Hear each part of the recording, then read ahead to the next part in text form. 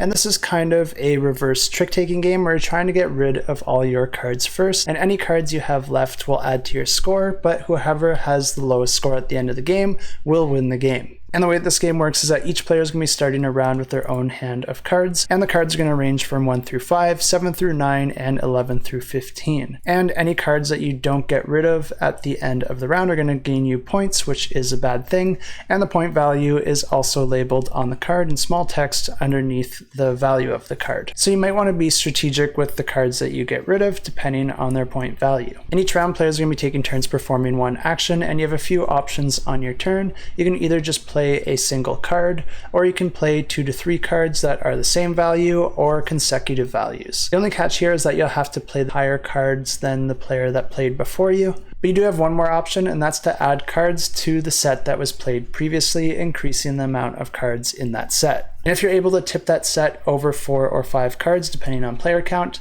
then you'll be able to start the next trick by playing any cards from your hand. But if you can't play any cards, then you're going to have to pass, and that actually eliminates you from the round, and any cards that you have left over are going to add to your score, which is something that you don't want to happen. There's one more thing you can take advantage of to try and avoid getting yourself into that situation, and that's to use your 8 cards appropriately, because 8 cards are special cards in this game, and as soon as you play an 8 card, whether you're playing it by itself or in a set, it's going to automatically wipe any cards that are out on the table, and you automatically get to start the next set. Once all players have passed except for one, or as soon as a player plays their final card, that's going to end the round, and then anyone with cards left over is going to have to add those to their score. As soon as a single player gets to a score of 20, then players see who has the lowest score, and then that player wins the game. And if this one sounds interesting to you, definitely check it out, and I have links in the description below.